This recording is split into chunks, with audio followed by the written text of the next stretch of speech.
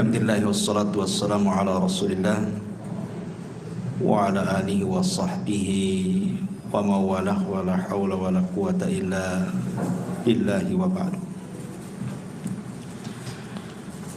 Alhamdulillah, di malam hari ini balik kita duduk untuk bertalabul ilmi, dan kita masih melanjutkan tentang qasasul anbiya, kisah-kisah para nabi dalam Al-Quran. Kita sudah sampai kepada kisah Nabi Allah Musa alaihi salatu wassalam. Tetapi sebelum kita mengkisahkan Nabi Allah Musa alaihi salatu wassalam, kisah Nabi Musa tidak lepas dari kisah-kisah Bani Israel. Jadi malam ini kita akan sedikit mengkisahkan dulu seputar kisah-kisah Bani Israel yang tidak ada kaitan langsung dengan Nabi Allah Musa alaihi salatu wassalam, dan mengkisahkan tentang kisah Bani Israel dibolehkan di dalam Islam. Sebagaimana hadis Abi Hurairah radhiyallahu an mengatakan, haditsu am Bani Israel wala haraj. Tidak mengapa kisahkan Bani Israel, tentang kisah Bani Israel, dan tidak mengapa, kata Nabi. Bahkan dalam sebuah hadis yang lain yang dikeluarkan dari Imam Ahmad dari hadis Abdullah ibn Amr ibn As radhiyallahu an, Nabi SAW mengatakan, ballighu anni walau ayat. Sampaikan pada manusia dariku walaupun satu ayat. Wa hadithu an Bani Israel wala haraj. Wa man kadzaba alayya muta'ammidan falyatabawwa maq'adahu minan nar. Dan kisahkan juga tentang kisah-kisah Bani Israel, dan tidak mengapa. Barang siapa yang berdusta atas namaku, kata Rasul, secara sengaja, maka silahkan tempat duduknya di neraka. Bahkan hadis Jabir bin Abdullah radhiyallahu an, hadis ini disahihkan oleh Syekh Nasiruddin Al-Albani rahimahullahu taala. Kata Nabi sallallahu alaihi wasallam, hadithu an Bani Israil wala haraj, fa innahu kanat fihimul a'ajib. Ceritakan oleh kalian tentang kisah-kisah Bani Israel, dan tidak mengapa, karena dalam kisah-kisah mereka itu ada keajaiban-keajaiban.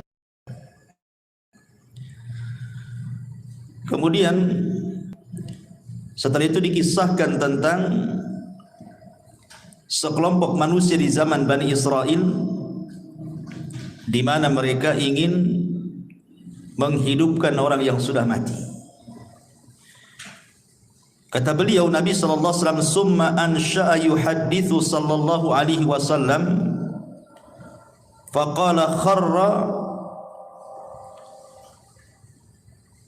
ta'ifatun min Bani Israel hatta atau maqbaratan lahu min maqabirihim, faqalu law sallayna rak'ataini da'awna Allah azza wa jalla an yukhrija lana rajulan mimman qad mata nas'aluhu anil mauti. Qala fa fa'alu fa bainahum kadzalika ittala'a rajulun ra'sahu min qabri. Kemudian dikisahkan ada sekelompok Bani Israel yang keluar sehingga mereka mendatangi salah seorang kuburan di antara kuburan-kuburan mereka. Lalu sebagian mereka berkata, sebaiknya kita solat 2 rakaat dan berdoa kepada Allah agar dia mengeluarkan kepada kami seseorang yang telah mati. untuk kita bertanya tentang rasa kematian. Lalu kemudian mereka pun berdoa. Ketika mereka sedang berdoa itulah tiba-tiba kemudian keluar kepala dari kuburan itu, muncul kepalanya ke atas. Kemudian ketika muncul kepalanya di atas itu, orang yang sudah mati yang dihidupkan ini tiba-tiba ngomong dan mengatakan, ya haula ma aradtum ilayya, wahai kalian, apa maksudnya kalian membangkitkan aku? Faqad mittu mundu mi'ati sana, aku sudah mati 100 tahun yang silam. Fama sakantu an hararatil maut wa an hararati al mauti, dan sampai sekarang aku masih belum terlepas dari rasa panas saat kematianku. Kemudian dia mengatakan, fad'ullaha azza wa jalli an yu'idani kama kuntu. Sekarang kalian berdoalah kepada Allah untuk Allah kembalikan kepadaku ke dalam kuburan. Ya mungkin kalau di zaman sekarang kan enggak ada dan tidak bisa juga kita lakukan. Tapi hadis ini sahih. Makanya kenapa Nabi SAW mengatakan dalam kisah-kisah mereka itu terdapat keajaiban. Coba orang yang berdoa kepada Allah untuk minta dibangkitkan satu orang, tiba-tiba betul-betul dibangkitkan. Kemudian ditanya soal rasa kematian, dia mengatakan, aku sejak 100 tahun yang silam sampai sekarang masih merasakan panas. Kenapa kalian bangkitkan diriku? Apa maunya kalian? Kemudian dia meminta agar orang-orang ini berdoa kembali kepada Allah untuk dikembalikan lagi ke dalam kuburannya. Dan di sini juga ada faedah betapa dahsyatnya orang-orang yang masuk ke dalam kubur itu. Ma'asyiral muslimin yang dimuliakan Allah Azza wa Jalla. Tetapi walaupun demikian, Nabi SAW membolehkan untuk menceritakan kisah-kisah Bani Israel, bukan berarti kemudian semua kisah Bani Israel diceritakan, tidak. Karena ada yang sahih, ada yang tidak sahih, ada yang benar, ada yang tidak benar. Kalau sesuai dengan dalil kita ceritakan, kalau tidak sesuai jangan ceritakan. Makanya Nabi SAW mengatakan, jangan kalian tanya tentang ahli kitab tentang sesuatu, karena mereka tidak menunjukkan sedikit pun petunjuk kepada kalian. Boleh jadi akhirnya kalian mendustakan yang benar atau membenarkan yang dusta. Dari sini kita tahu bahwa kalaupun harus mengkisahkan kisah mereka, maka kisah-kisah yang sesuai dengan dalil saja. Karena betapa banyak kisah-kisah Israiliyat itu yang enggak jelas, maudhu, palsu gitu ya. Nah, kita akan berusaha mengkisahkan kisah-kisah yang sesuai dengan dalil-dalil yang sahih. Ma'asyiral muslimin yang dimuliakan Allah Azza wa Jalla, yang pertama, kisah tentang dua orang di zaman Bani Israel yang salah satunya bersumpah melewati takdir Allah Subhanahu wa taala. Kisah ini disebutkan oleh Abi Hurairah radhiyallahu an, dan kisah ini juga dikeluarkan oleh Al-Imam Abi Dawud dan disahihkan oleh Syekh Nasiruddin Al-Albani rahimahullahu taala dalam As-Sahihah. Dari Abu Hurairah radhiyallahu an, aku mendengar Nabi sallallahu alaihi wasallam bersabda, kana rajulani fi Bani Israil. Dulu ada dua orang di zaman Bani Israel, mutawa khayyain, keduanya saling bersaudara, berkawan baik. Tetapi salah seorang di antara mereka adalah yudhnib, banyak melakukan dosa, wal akhar mujtahidun fil ibadah, tapi satunya ahli ibadah. Jadi ada dua orang Bani Israel, satunya ahli maksiat, satunya ahli ibadah. Yang ahli ibadah ini baik sekali. Jadi setiap melihat kawannya yang bermaksiat itu selalu dinasihati agar bertobat. Tetapi kawannya yang ahli maksiat ini tetap saja tak mau bertobat. Sehingga suatu hari mungkin yang ahli ibadah ini melihat kawan yang ahli maksiat ini sudah melampau maksiatnya. Menurut kacamata dia mungkin sudah tidak bisa ditolerir lagi, sudah parah gitu ya bahasanya. Akhirnya kemudian dia pun menasihati agak keras. Masalahnya nasihatnya inilah yang jadi masalah. Dia mengatakan kepada kawannya ini yang ahli maksiat ini dengan bersumpah, wallahi illam tatub la yaghfirallahu lak aw la yadkhulukallahul jannah. Kalau engkau tidak bertobat kepada Allah Subhanahu wa taala, kupastikan kau tidak akan diampuni dosamu dan kupastikan kau tidak masuk surga. Lah ketika kemudian disebutkan, orang yang ahli maksiat ini juga marah dan mengatakan, khallini wa rabbi abu ista alayya raqiban, ngapain kau peduli dengan aku, katanya. Apakah engkau diutus oleh Allah jadi malaikat rakib mengawasi aku tiap hari? Biarkan aku dengan Rabbku, kata. Ini urusan aku dengan Tuhan, enggak ada urusan kamu, kata. Akhirnya Allah Subhanahu wa taala takdirkan keduanya meninggal. Yang ahli ibadah Allah masukkan ke dalam neraka, yang ahli maksiat Allah masukkan ke dalam surga.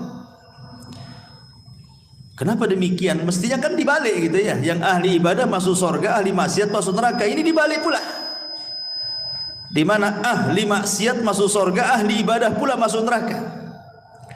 Masalahnya, kata Abu Hurairah radhiyallahu an, ketika mengomentari hadis ini, dia mengatakan, walladzi nafsi biadi, demi zat yang jiwaku berada di tangannya, kata Abu Hurairah, demi Allah, yang satu itu, maksudnya yang ahli ibadah itu, sudah mengucapkan dengan satu kalimat, au baqad dunyahu wa akhirata, yang menjadikan dunia dan akhiratnya terjungkal. Artinya tidak ada manfaatnya. Dunia tidak ada manfaat, akhiratnya pun tidak ada manfaat.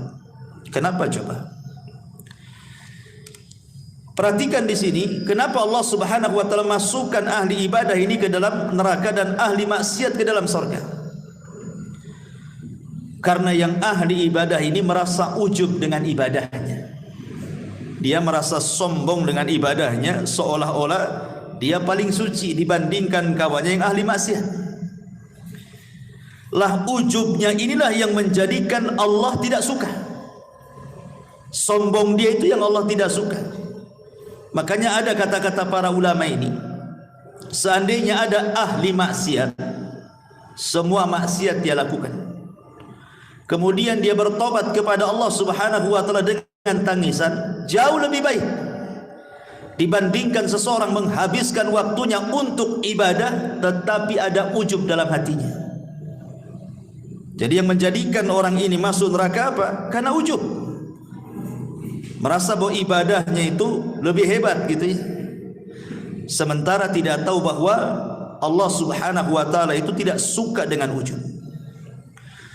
Kemudian yang kedua kesalahannya adalah dia bersumpah atas nama Allah sehingga melewati takdirnya. Ingat, Allah yang menentukan ampunan dan Allah yang menentukan siapa yang berhak masuk surga. Tetapi orang ini sudah menentukan, kalau kau tidak bertobat, katanya, maka Allah tidak akan mengampuni dosamu dan kupastikan kau tidak masuk surga. Ini seolah-olah sudah mewakili Tuhan namanya. Ampunan itu milik Allah, surga milik Allah. Kenapa dia bicara seperti itu? Sementara yang ahli maksiat ini kan persoalan dia dengan Allah. Maksiat dia yang ia lakukan itu antara dia dengan Allah, bukan antara dia dengan hambanya. Kalau seandainya maksiatnya berkaitan dengan hamba itu lain lagi urusannya kan. Karena walaupun dia sudah bertobat, kalau orang yang kita zalimi belum memaafkan, Allah masih gantung tobat kita itu. Kalau dia tidak dimaafkan di dunia, maka ada kisos kelak pada hari kiamat. Tapi kan orang ini melakukan dosa antara dia dengan Allah. Rupanya Allah berkehendak mengampuni orang ini dan Allah masukkan ke dalam surga. Makanya ma'asyiral muslimin yang dimuliakan Allah Azza wa Jalla, di sini banyak faedah di antaranya Tidak boleh seseorang itu sombong dan juga ujub. Yang kedua, tidak boleh merendahkan orang lain, merasa kita lebih hebat, lebih suci dan begitu seterusnya. Makanya di antara adab memberikan nasihat itu, tidak boleh seseorang merasa dirinya lebih suci dibandingkan orang yang kita nasihati. Kemudian yang ketiga, bahwa persoalan ampunan dan surga itu adalah hak mutlak milik Allah. Sehingga mintalah ampunan kepada Allah dan mintalah surga kepada Allah Subhanahu wa taala. Dan di sini juga ada faedah yang sangat baik, artinya apa? Menjaga lisan. Karena yang ahli ibadah ini masuk neraka itu bukan karena membunuh, bukan karena minum khamar, bukan karena berjudi, bukan karena berzina, karena lisan. Ngomong sama kawannya kan, niatnya kan baik gitu. Niatnya baik supaya kawannya tobat, tapi ucapannya salah. Sehingga Nabi SAW mengatakan, wa innal abda la yatakallamu bil kalimati la yulki laha bala min sakhatillah yahwi sahibuha fi nari jahannam. Terkadang ada seorang hamba mengucapkan satu kalimat tanpa sadar loh. Ini kan orang ini ngomong tanpa sadar karena emosi, sehingga mengeluarkan kata-kata kan. Tetapi tetap saja sadar ataupun tidak, orang ini karena sudah mengucapkan satu kalimat yang membuat Allah murka, cukup Allah masukkan dia ke neraka. Subhanallah, bagaimana kalau ucapannya itu dirangkai sebelumnya? Memang sudah dirangkai dari rumah untuk ngomong gitu ya. Lebih parah lagi, orang ini tidak sadar karena saking marahnya dia ngomong begitu. Maka ini juga ada faedah tentang jaga lisan dan juga beradablah kepada Allah Subhanahu wa taala. Jangan melintasi takdir yang sudah Allah takdirkan kepada setiap manusia. Ini kisah yang pertama. Kisah yang kedua dari kisah-kisah Bani Israel, dari Muhammad ibn Sirin, dari Abi Hurairah radhiyallahu anhu, Nabi sallallahu alaihi wasallam bersabda. Ini bercerita tentang seseorang yang masuk surga karena memberi minum seekor anjing. Nabi mengatakan, bainama rajulun yamshi fashtadda alaihi al-atas. Ada seseorang berjalan di padang pasir, kemudian dia kehausan. Kemudian fanazala bi'ran, nampaklah ada sumur di situ. Dia pun turun ke dalam sumur itu, fasyariba minha, kemudian dia berhasil minum dari air sumur itu. Summa kharaja, kemudian dia naik. Setelah naik, fa idza huwa bikalbin yalhath ya'kulu athara minal atshi. Tiba-tiba dia melihat seekor anjing yang melelehkan lidahnya. Saking kehausannya, dia sampai kemudian memakan tanah yang ada di bawah, mencari air maksudnya. Kemudian ketika dia melihat hal itu, maka dia pun mencabut sepatunya. Thumma nazala 'alal bi'ri, kemudian dia pun masuk lagi ke sumur tadi, kemudian mengambilnya. Fasaqal kalba fasyakarallaha, kemudian dia memberi minum anjing tersebut. Setelah dia melihat anjing itu merasa puas gitu ya, dia bersyukur kepada Allah, dia bisa selamat dan anjing itu bisa selamat ya. Kemudian apa yang terjadi? Faghafara lahu, maka Allah ampuni dosa-dosanya. Kemudian mereka mengatakan, ya Rasulullah, wa inna lana fil bahaim ajran. Apakah, kata Nabi, para sahabat mengatakan, wahai Rasul, apakah kami akan mendapatkan pahala ketika kita berusaha untuk menyayangi binatang? Maka Nabi SAW mengatakan, fi kulli kabidi ratbatin ajrun. Kata Rasul, pada setiap yang berhati basah itu, kalau kita sayang dengan hal itu, maka itu dapat pahala. Artinya di sini ada faedah besar bahwa seseorang itu dalam Islam dituntut untuk menyayangi binatang. menyayangi binatang. Yang kedua, memberi makan atau minum kepada binatang itu termasuk sedekah. Termasuk sedekah. Sampai ada seorang syekh itu ditanya, "Ya syekh, apakah kalau seandainya saya punya peliharaan kucing, kemudian kita pelihara baik-baik, kita kasih minum, kita kasih makan, kita rawat dia, apakah kalau seandainya pahalanya aku kirim kepada orang tuaku yang sudah meninggal, apakah sampai?" Maka Syekh ini mengatakan, ya tentu sampai, karena setiap sedekah itu bermanfaat untuk orang mati. Tapi tentu yang paling bermanfaat kepada orang mati tentu adalah doa. Yang pertama doa kan, baru kemudian sedekah. Yang paling manfaat bagi orang mati itu adalah doa dulu, baru kemudian sedekah. Di sini juga ada keutamaan kan gitu ya. Jadi orang ini memberi minum anjing itu bukan karena memberi minumnya, tidak, karena keikhlasan dia. Karena dalam riwayat itu ada juga riwayat yang mengatakan bahwa yang memberi minum itu seorang pelacur. Seorang pelacur dari Bani Israel, sama kisahnya. Kemudian seorang pelacur ini pun Allah Subhanahu wa taala masukkan ke dalam surga karena keikhlasannya. Jadi bukan karena memberi minumnya, tetapi karena keikhlasan dia. Jadi Allah melihat keikhlasannya sehingga Allah masukkan wanita itu ke dalam surga, menunjukkan keutamaan ikhlas di sini. Ini kisah yang kedua. Kisah yang ketiga, kisah seorang nenek di zaman Bani Israel yang minta surga. Ini dijelaskan dalam riwayat Abi Musa al-Ash'ari radhiyallahu anhu. Di sini juga disahihkan oleh Syekh Nasiruddin Al-Albani rahimahullahu taala.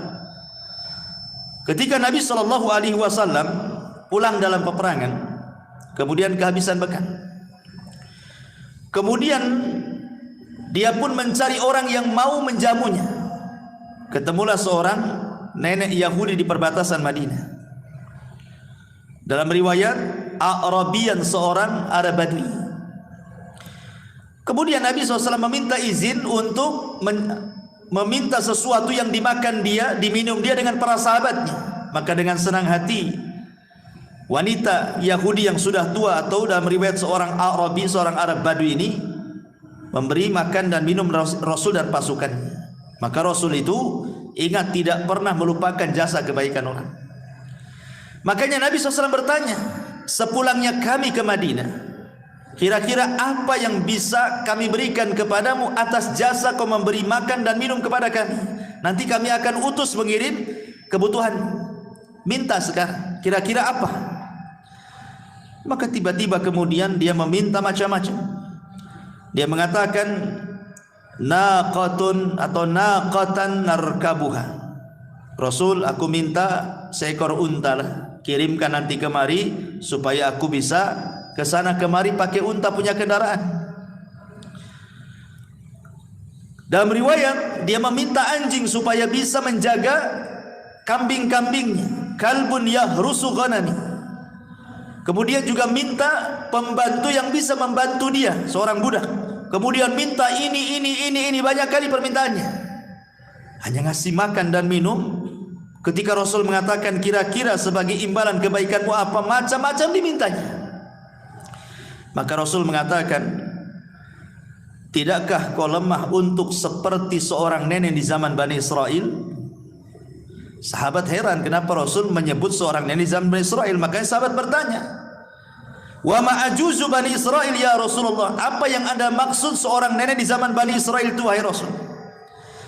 Maka Rasul mengatakan, dahulu inna Musa alaihi salam, Nabi Musa alaihi salatu wassalam, lamma sara bi Bani Israel min Misra dhallu tariq.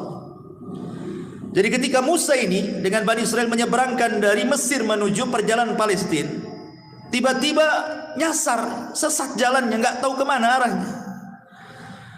Kemudian para tokoh-tokoh Bani Israel, orang-orang pilihan Nabi Musa ini mengadu kepada Nabi Musa dan mengatakan, kami ingat bahwa dahulu Nabi Yusuf alaihi salatu wassalam sebelum meninggal, dia berwasiat, agar dikuburkan di Palestina, jangan dikuburkan di Mesir.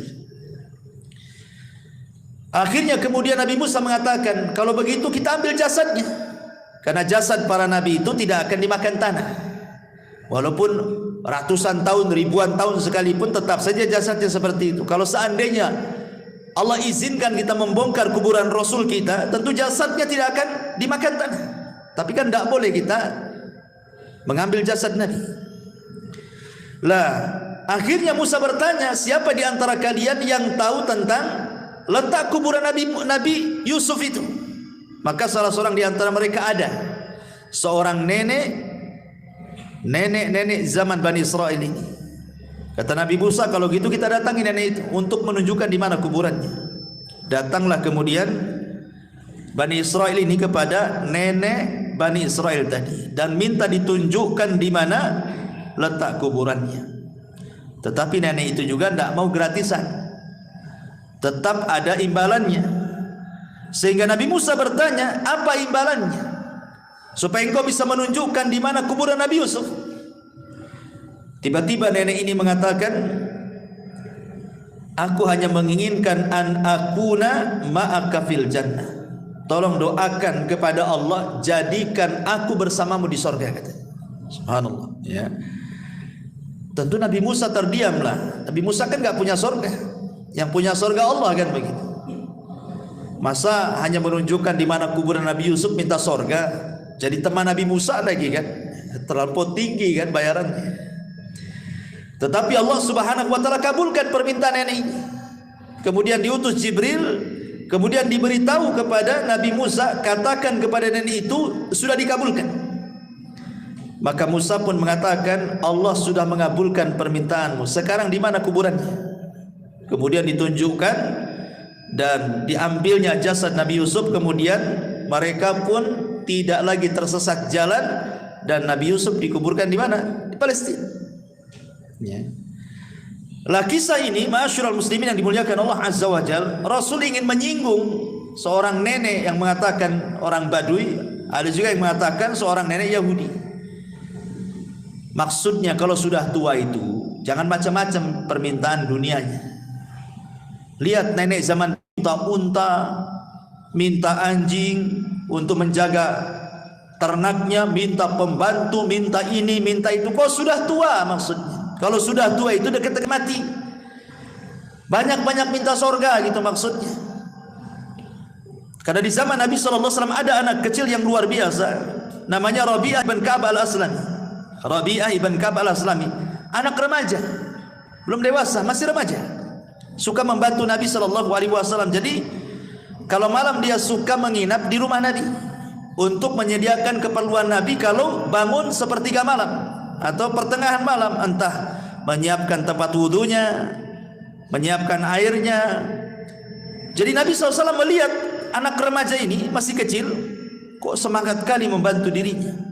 Maka Rasul SAW mengatakan kepada anak muda ini, mintalah sesuatu hai anakku, aku akan berusaha memberinya. Mintalah sesuatu untukku. Kalau anak-anak kecil zaman sekarang antum katakan minta apa nak, pasti jawabannya lato-lato. Minta apa? Lato-lato kan itu. Anak-anak kecil kan itu. Minta mainan ini, mainan itu kan itu. Tapi lihat anak kecil di zaman Nabi, dia mengatakan ketika Rasul mengatakan salini, minta sesuatu kepadaku. Kata anak ini mengatakan as'aluka murafaqataka fil jannah. Tidak wahai Rasul, aku hanya ingin menjadi temanmu di surga. Anak kecil gitu ngomong begitu, coba. Aku hanya ingin menjadi temanmu di surga, katanya. Nabi SAW gak yakin awa ghaira dzalik, yang lain. Namanya anak-anak kan suka mainan gitu ya. Yang lain gak ada katanya. Itu saja katanya. Maka tetap anak ini mengatakan tidak wahai Rasul, hanya itu saja katanya. Aku ingin menjadi temanmu di surga, katanya.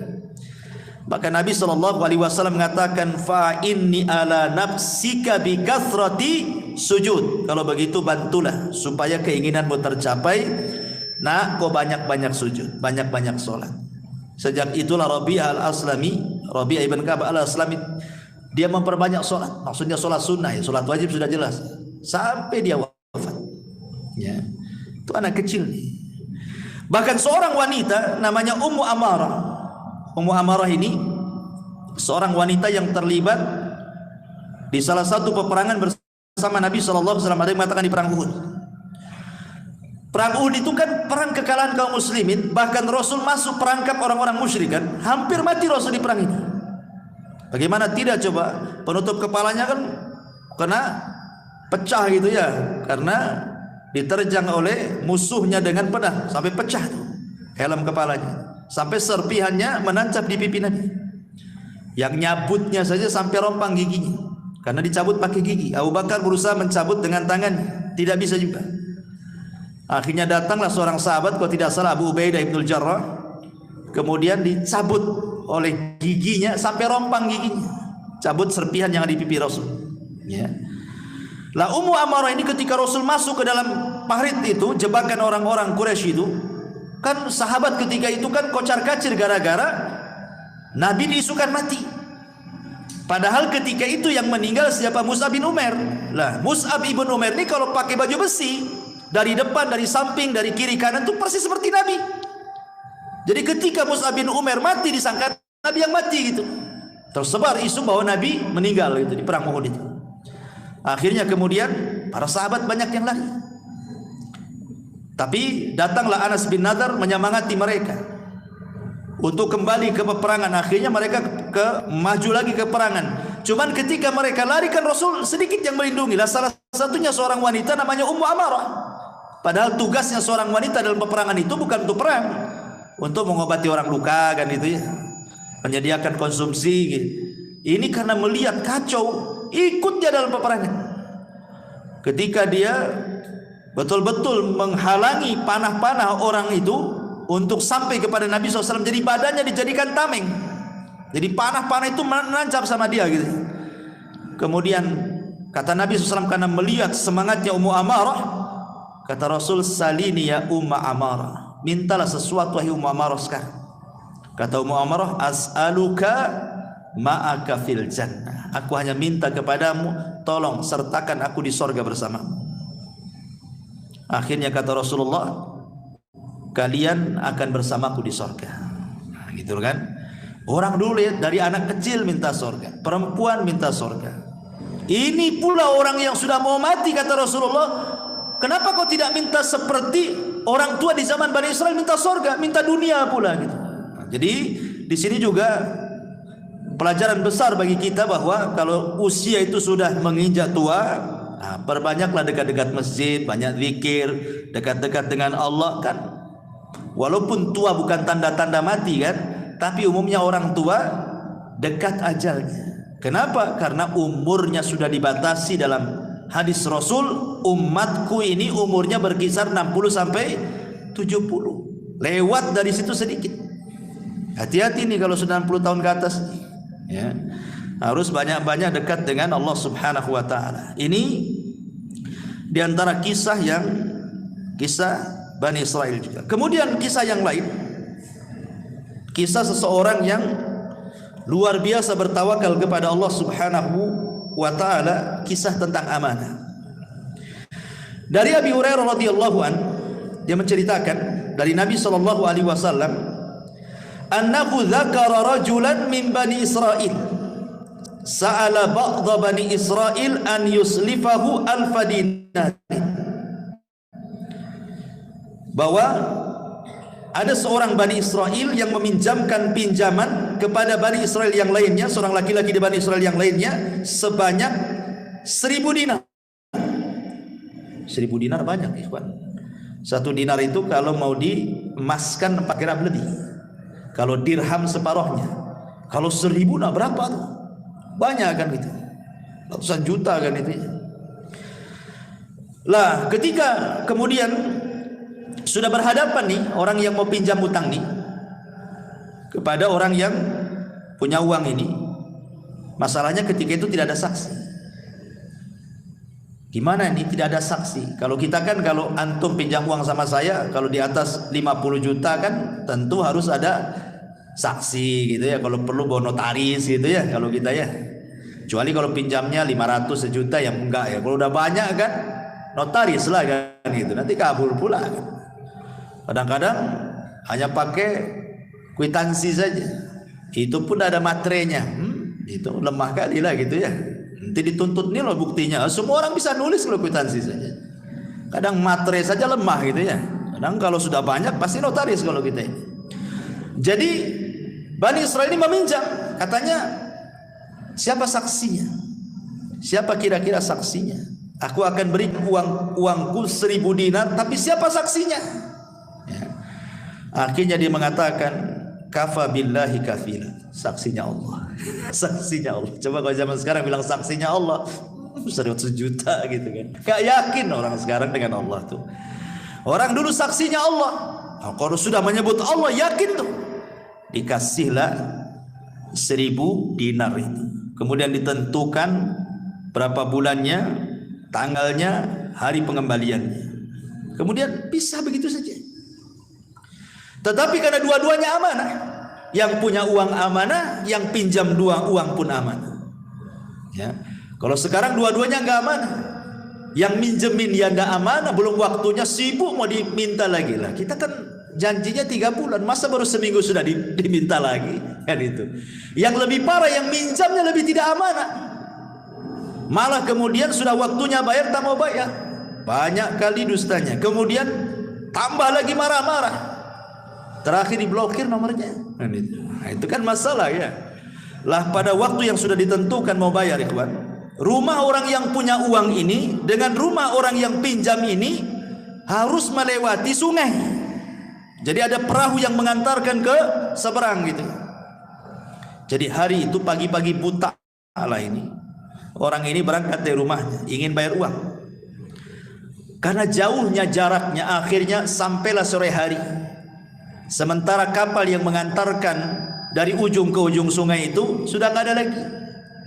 Ya, mungkin kalau sekarang kan ada last ferry jam berapa gitu ya. Udah ketinggalan kapal. Udah nggak ada. Karena dia takut kepada Allah Subhanahu wa taala, sudah janji ini harus dibayar. Takut kepada Allah Azza wa Jalla, dia bingung. Sementara orang yang punya uang pun bingung dan nunggu-nunggu. Kok tak nampak-nampak mau bayar enggak ini? Gitu ya. Akhirnya dia tawakal kepada Allah Azza wa Jalla.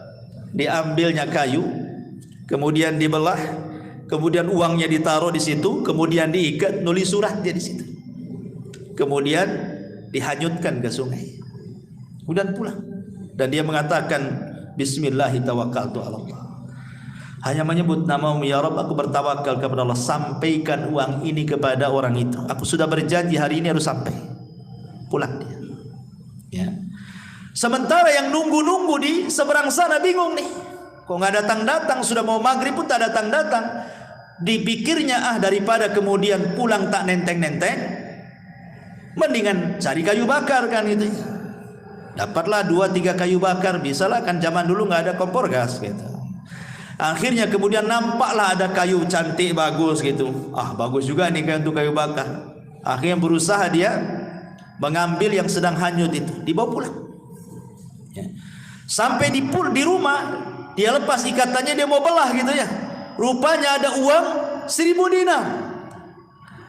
Kemudian ada surat bahwa ini surat pelunasan dia. Subhanallah ikhwan. Makanya saya katakan di awal tadi, kisah-kisah Bani Israil ini aneh-aneh. Kalau antum lakukan kayak gini ikhwan, gak sampai ke orangnya. Coba aja. Anyutkan aja kayu itu. Apa enggak untung yang ngambil yang mandi itu kan itu ya. Nah dari sini ma'asyiral muslimin yang dimuliakan Allah Azza wa Jalla, ketika akhirnya ini pun bingung nih, karena kan zaman itu belum ada handphone. Kalau ada handphone kan bisa lah WA gitu, sampai tak gitu kan. Nah, tak sampai ya, atau sampai kan enggak ada WA. Jadi suatu hari ketemu. Ini orang yang ngutangi dengan orang yang berhutang ini. Kemudian dia mengatakan kepada orang ini, sesungguhnya waktu aku hendak mengirim uang itu kapal sudah tidak ada. Tetapi aku berusaha meletakkan di kayu. Mudah-mudahan sampai kepadamu. Kemudian dia mengatakan, fa innallaha qad adda 'anka alladhi ba'atha. Tenang, Allah sudah hantarkan kayu yang kau simpan uang itu kepadaku, katanya. Subhanallah. Dari sini kata para ulama, bagaimana ada beberapa faedah. Yang pertama tentang pentingnya seorang itu membayar hutang, sudah jelas ya. Kemudian yang kedua di sini ada fadlut tawakkul, keutamaan tawakal yang kuat. Pasti orang bertawakal itu akan menyampaikan kepada tujuannya. Orang kalau menghendaki sesuatu kemudian menambatkan kepada Allah keinginannya, pasti Allah Subhanahu wa taala tidak akan menyia-nyiakan orang yang mengatakan ya Rabb, wahai Rabb, aku ingin begini. Tawakalnya kuat ya.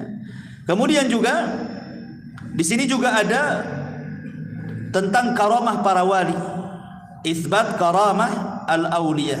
Bagaimana di sini wali-wali Allah yang betul-betul beriman dan bertakwa Allah tolong. Ya ini kan keajaiban gitu kan, mengantar uang pakai kayu bakar gitu ya. Kemudian juga dibolehkan seseorang di sini untuk hutang piutang. Dan ingat, hutang piutang dalam Islam ini murni persoalan sosial. Tidak boleh mengambil keuntungan dalam hutang piutang. Ingat ya, hutang piutang ini persoalan sosial.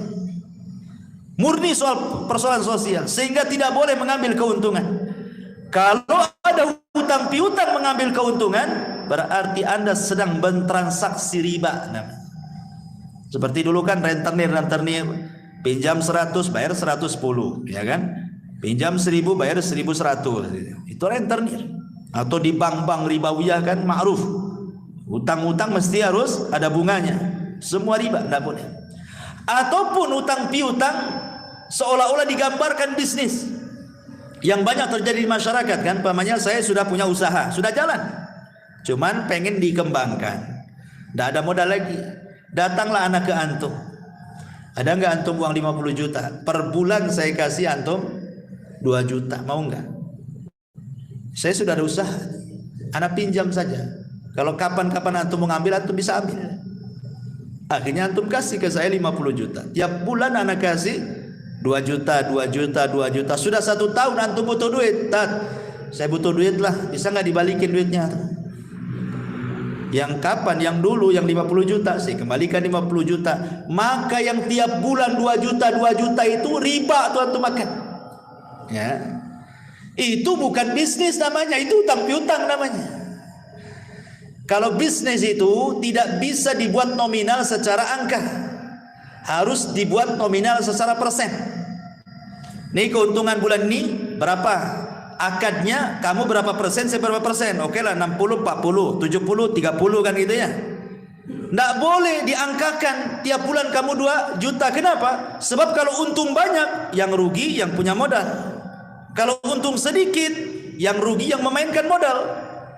Masa dalam bisnis ada untung rugi gitu kan? Harus sama-sama. Senang bagi 2 gitu ya, susah juga ditanggung bersama. Nah, itu yang terjadi di masyarakat. Nah, yang seperti ini riba tidak boleh, karena ada kaidah mengatakan kullu qardin jarran naf'an fahuwa riba. Setiap barang jaminan yang kemudian terdampak ada manfaat, maka manfaatnya riba. Kan seolah-olah begini, saya taruh 50 juta tapi jaminannya kamu ngasih 2 juta per bulan. Soalnya seperti itu jadinya. Nah, maka ini riba, tidak boleh ya. Jadi kalau seandainya kita ini naruh modal 50 juta, 100 juta kemudian rugi, ya kan kesepakatan namanya rugi. Gimana lagi? Kecuali kalau seandainya teledor, umpamanya nih bisnisnya herbal, tanpa sepengetahuan pemodal ganti pula bisnis sepeda motor. Nah, itu lain lagi itu. Itu keteledoran orang yang memainkan modal namanya. Ya berhak kita mengambil uangnya. Akan kita kan jual herbal, kenapa jadi jual motor second antum? Akhirnya rugi kan itu. Balik duitnya, itu tidak masalah. Ya, jadi kalau itu kesalahan yang memainkan modal namanya. Tapi intinya dalam kisah ini kawan, bahwa pentingnya seseorang itu perhatian dengan utang piutang ini. Jangan enak ketika berutang, tak enak pula ketika membayar. Itu kebanyakan. Ya. Tapi ini juga kisah di zaman Bani Israel. Kemudian juga yang lain kisah di zaman Bani Israel adalah kisah orang yang membanggakan nasab. Hadis ini dikeluarkan Imam Ahmad dalam musnadnya dari sahabat Ubay ibn Ka'ab radhiyallahu anhu. intasaba rajulani ala ahdi Rasulillah sallallahu alaihi wasallam. Jadi ada dua orang di zaman Rasul. Di zaman Rasul dua orang itu berbangga dengan nasab. Dan ingat orang-orang jahiliyah dulu itu memang paling suka berbangga dengan nasab. Makanya ada ayatnya. Apa ayatnya? Alhaqumut takatsur hatta zurtumul maqabir. Maqabir. Apa artinya alhaqumut takatsur hatta zurtumul maqabir? Jadi orang-orang jahiliyah itu saking berbangga dengan nasab sampai menghitung kuburan. Nih kabilahku jumlahnya 1000 orang. Berapa kabilahmu? Oh, kabilahku banyak, 1500 orang. Kemudian mereka datang ke kuburan. Ayo kita hitung kuburan-kuburan loh. Nih, lihat kuburan, sampai hitung kuburan orang itu. Nih kuburan, ini kuburan ini, kuburan ini, dihitung tuh kuburan tuh. Nanti banyak-banyakan kuburan tuh. Terutama kuburan-kuburan orang-orang yang nenek moyangnya berhasil. Oh ini yang ini dulunya mantan menteri nih. Nah, ini mantan jenderal nih. Nah, begitu berbangga dengan kuburan orang jahiliyah itu. Jadi zaman Rasul, satu orang berbangga dengan nasab dan mengatakan, kamu tahu siapa saya? Kata, saya anak fulan, ibn fulan, ibn fulan, ibn fulan, ibn, sampai 9 kakeknya disebut. Kemudian setelah dia menyebut 9 kakeknya, dia menghina kawannya dari kabilah lain dan mengatakan, amma anta fala ummalaka. Adapun kamu saya yakin tidak punya keturunan sehebat aku, katanya. Rasul hebat. Rasul marah. Apa yang kalian lakukan, kata Rasul, persis seperti 2 orang di zaman Bani Israel. Rasul mengkisahkan tentang kisah Bani Israel. Kemudian Rasul menceritakan, di zaman Nabi Musa, Bani Israel itu ada 2 orang persis seperti kalian. Yang satu mengatakan ana fulan, ibnu fulan, ibnu fulan, ibnu fulan, ibnu fulan, sampai 9 kakeknya disebut. Dengan bangganya dia mengatakan, lihat kakek buyutku nih, orang-orang hebat semuanya. Amma anta fala ummalaka. Adapun kakek buyutmu paling orang-orang biasa saja, katanya. Sekarang udkur abaka, sebutkan turunan, ya. Akhirnya kemudian dengan malu-malunya dia mengatakan, adapun ana fulan, ibnu fulan, ibnu fulan. Dia cuma menyebutkan 2 kakeknya saja. Karena kakek yang ketiganya kafir. Dia benci menyebut kakeknya yang kafir. Kemudian dia ulang lagi, ana fulan, ibnu fulan, ibnu fulan, ibnul Islam. Dia bilang kakeknya yang kafir itu dikatakan Islam. Saya anaknya fulan bin fulan bin Islam, katanya. Karena dia enggak mau kaki yang keempat, ketiganya itu kafir masalahnya. Jadi nasabkan ke Islam. Kemudian Allah takdirkan, kata Rasul, keduanya wafat. Yang berbangga dengan kakek-kakeknya, buyutnya, walaupun kafir, walaupun tidak beriman, bangga dia sebutkan semuanya sampai 9 kakeknya. Allah masukkan ke dalam neraka. Adapun yang menyebutkan kakeknya cuma 2, ketika menyebut kakeknya yang ketiga dia tidak mau karena kafir, akhirnya dinasabkan ke dalam Islam, kemudian dimasukkan ke dalam surga. Kemudian Allah Subhanahu wa taala mengatakan kepada yang berbangga dengan kakeknya yang ke-9 itu, fa anta ashiruhum, engkau yang ke-10 kau ke neraka, kan disebutkan 9 kan, dia yang ke-10-nya gitu. Adapun engkau, katanya, masuklah ke dalam surga, fa anta thalithuhum, engkau yang ketiganya, masuk ke surga, katanya.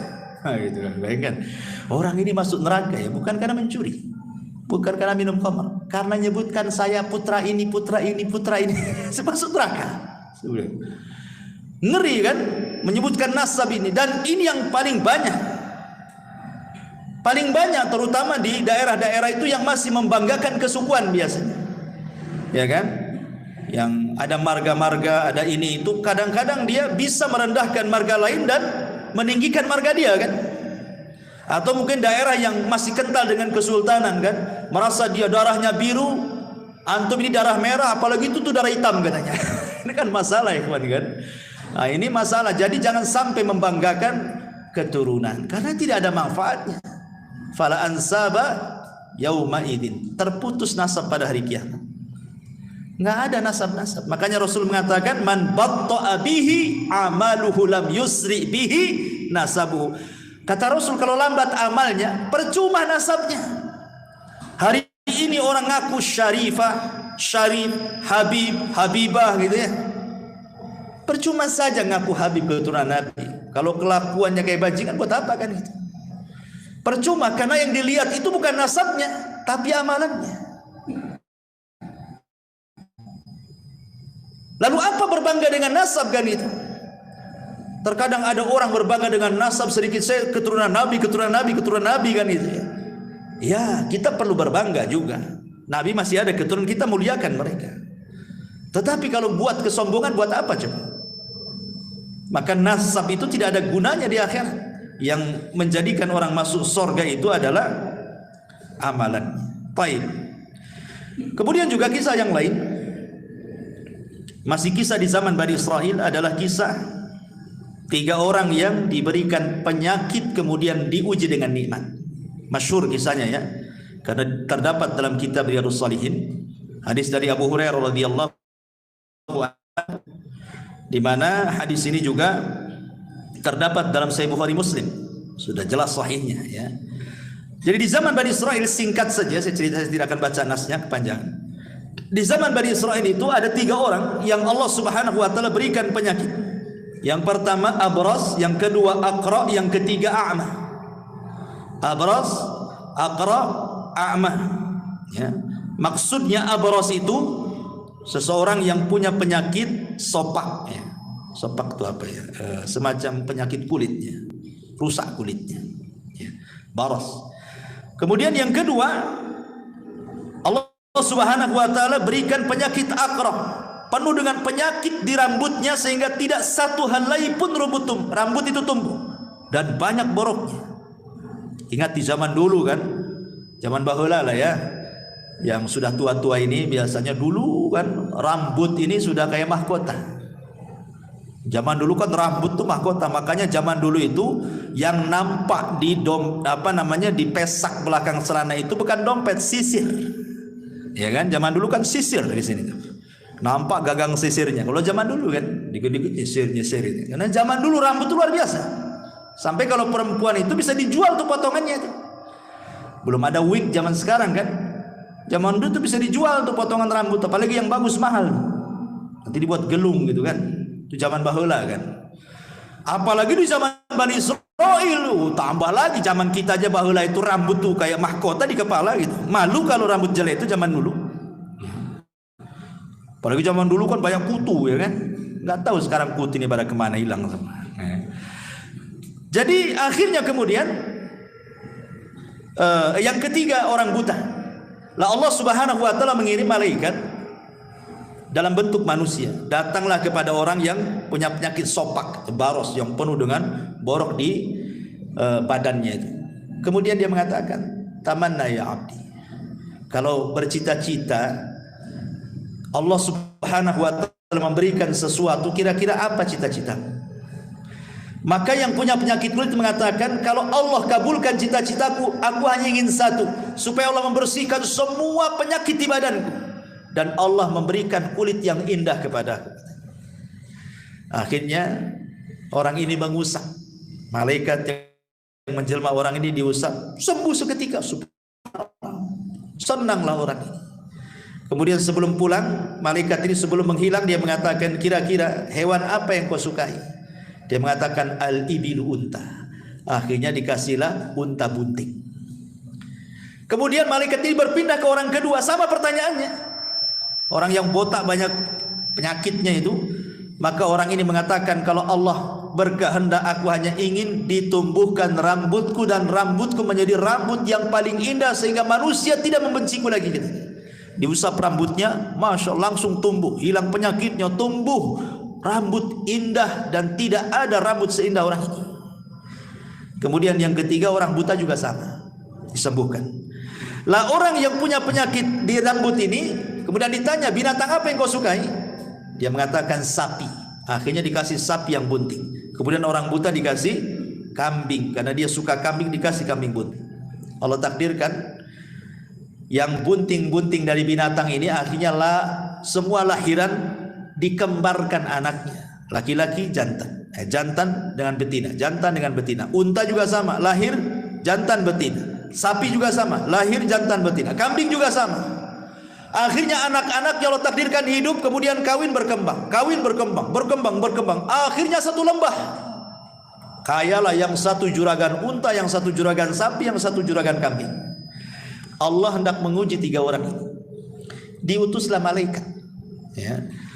Kemudian malaikat ini ketika datang untuk menguji apakah orang itu bersyukur atau tidak, menjelma seperti orang ketika dia belum sembuh penyakitnya. Jadi datang kepada orang yang dulu punya penyakit sofak, malaikat ini menjelma orang sofak juga. Maksudnya supaya diingatkan. Itulah kadang-kadang kalau kita pandai bersyukur kan. Dulu kita pernah susah kerja, kemudian kaya, nengok orang susah itu akan terbayang dulu juga saya kayak dia kan itu. Maksudnya seperti itu. Jadi akhirnya dia mengatakan, wahai fulan, engkau kan banyak untamu katanya. Berikanlah 1 unta untukku. Aku ini orang susah katanya. Bukankah unta-untamu itu pemberian dari Allah? Diingatkan. Ya. Tiba-tiba dia mengatakan enak saja. Ini untaku warisan bapakku. Kan kufur dia. Dia mengatakan ini unta-unta warisan bapakku. Kemudian kata malaikat ini, wahai fulan, lihat kondisiku.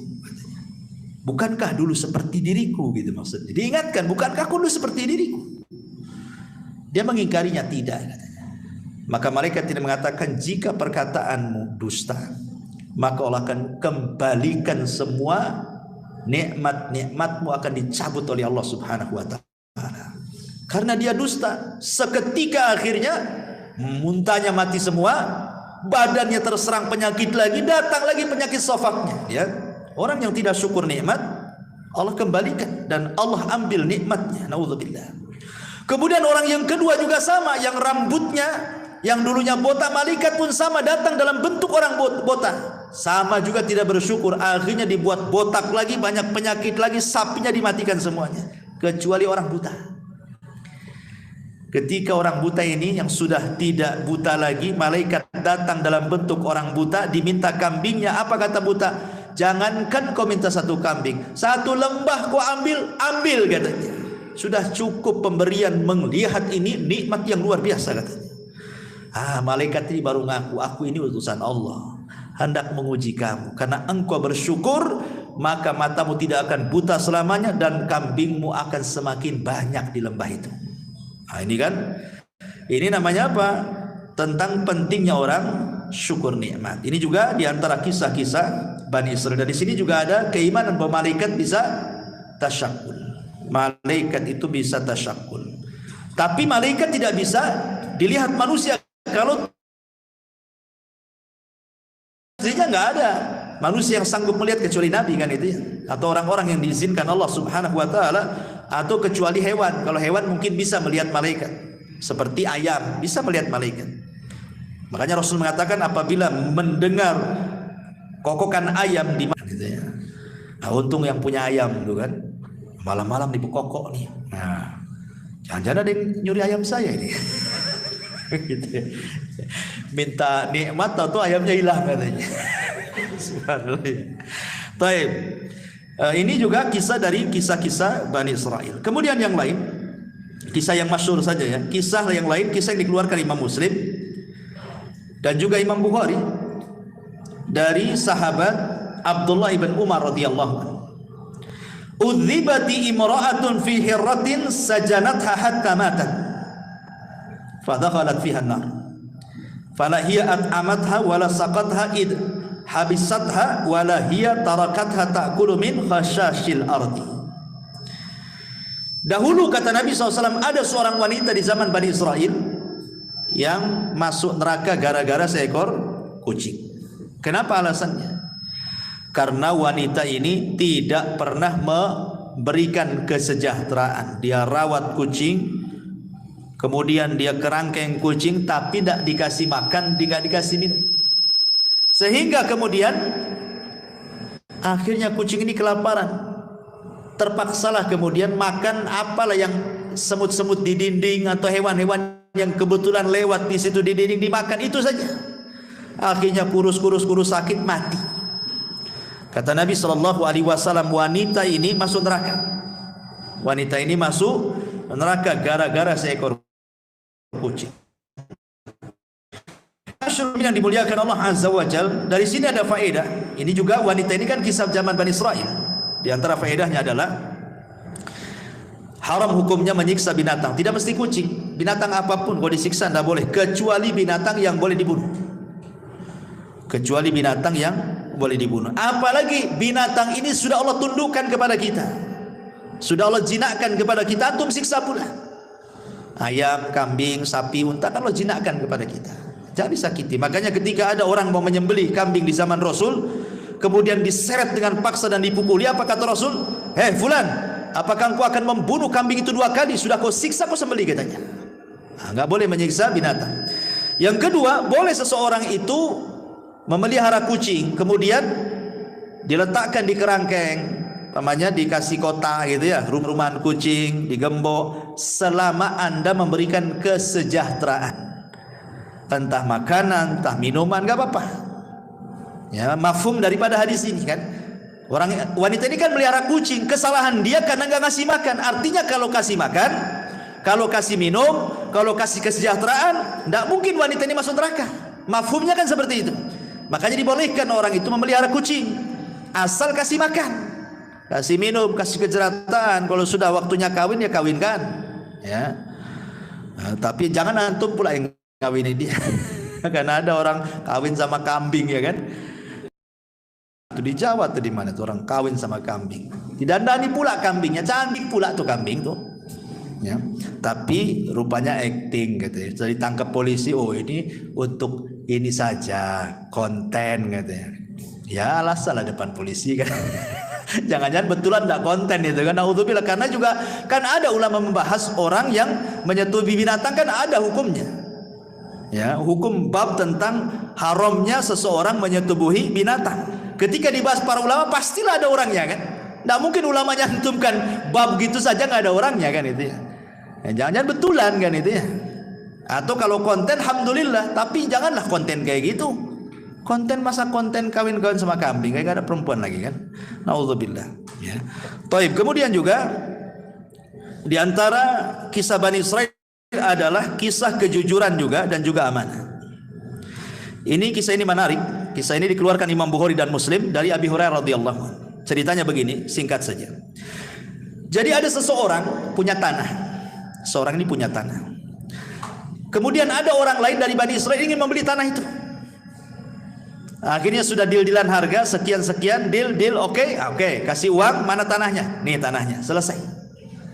Ya, tiba-tiba nih yang beli tanah ini pas mau digarap, dicangkuli, mau ditanami, tiba-tiba nemu harta karun penuh dengan emas. Kalau seandainya untuk hidup 7 turunan cukup tuh, saking banyaknya harta karun. Ya. Akhirnya kemudian nggak enak dia. Lah, saya kan beli kebun, bukan beli harta karun kan itu ya. Dicari orang yang membeli tanah itu. Setelah ketemu, ya fulan, ambil harta karunmu ini, saya kan beli kebunmu, katanya. Kata yang punya tanah sebelumnya, oh tidak, saya sudah beli kebun ini kepadamu. Kalau kau nemu apa-apa dalam kebunku kan milik kamu, karena kau sudah beli, katanya. Yang membeli tanah, oh tidak bisa, saya hanya beli tanah, bukan beli harta karunnya, katanya. Asih begitu aja, coba bayangkan. Ini kalau terjadi di zaman sekarang, mana ada antum bilang ini. Antum sembunyi-sembunyi lah. Alhamdulillah katanya kan, ada harta karun katanya. Akhirnya kemudian nggak mau juga, yang satu nggak mau, saya tahu. Akhirnya datang sampai ke pengadilan, bayangkan. Gara-gara ini sampai ke mahkamah. Hakim bingung. Cemana putusin ini? Ketika ditanya kepada yang penjual, dia mengatakan, saya jual tanah Pak Hakim. Kalau dia mendapatkan apapun dalam tanah, ambil. Itu hak dia. Kemudian yang satu mengatakan, tidak Pak Hakim, saya membeli tanahnya, saya tidak beli harta karunnya, katanya. Ini milik dia, ambil, katanya. Kamu bingung hakim itu akhirnya kan. Mana satu nih mau kasih, ini tak mau kan itu. Kalau saya hakimnya, ya sudah kasihkan saya aja kan. Kalau saya hakimnya kan itu ya. Tapi Pak Hakim ini bijak. Kamu punya anak enggak? Punya.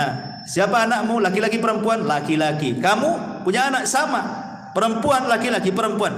Kawinkan aja anakmu. Maharnya harta karunmu. Subhanallah.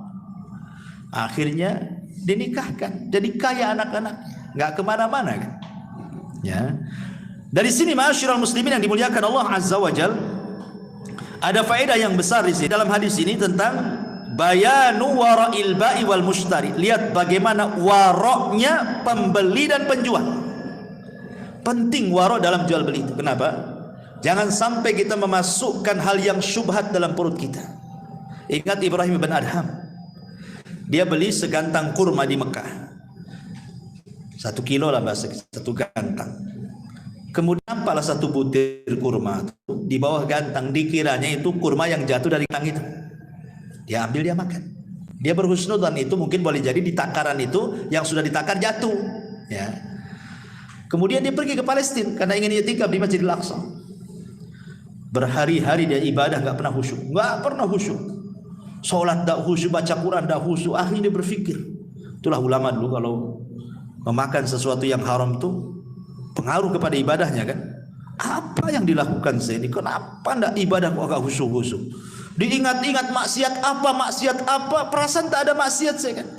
Rupanya teringat dengan 1 butir kurma. Oh, jangan-jangan gara-gara 1 butir kurma itu katanya. Langsung dia dari Palestina, bayangkan, berangkat bertolak ke Mekah. Ya kan jauh dari Palestina Mekah mau sebulan ikhwan, PP 2 bulan kan itu ya. Langsung dicari orang yang jualan itu. Rupanya sudah tak ada. Tidak ada orang jualan itu. Ditampaknya dulu yang jual orang tua, sekarang kok jadi anak muda yang jual nih. Kemana yang jual tuh? Didatangi. Nah, mana orang yang jual dulu di sini? Kan di sini orang tua dulu. Kata anak ini, oh iya itu bapak aku sudah meninggal katanya. Mau menangis dia gara-gara meninggal. Ya. Kemudian dicerita, gimana nak? Kalau seandainya kamu ikhlaskan yang 1 butir, kan bapakmu sudah nggak ada, otomatis nih warisan kamu. Ikhlaskanlah yang 1 butir itu katanya. Kata anak ini, Pak, gitu ya, kalau 1 butir saya ikhlaskan, masalahnya bapakku itu anaknya banyak katanya. Anaknya bukan saya saja, anaknya banyak, bersebar di mana-mana. Kata Ibrahim bin Adham, subhanallah, sudah, mana alamat-alamatnya nih? Saya akan datang minta maaf kepada mereka, minta diikhlaskan. Satu-satu didatangi anak-anaknya. Ketika sudah mengikhlaskan semuanya, barulah dia khusyuk ibadahnya. Kita ini nggak pengaruh mau ngambil nggak ngambil ibadah, karena memang nggak pernah khusyuk kita. Kan gitu. Jadi gimana lagi, nggak ngaruh. Memang hari-hari juga nggak khusyuk, sholat nggak khusyuk, udah nggak biasa. Tapi lihat ulama ini luar biasa kayak gini. Ya. Subhanallah ya. Ini juga diantara kisah Bani Israil.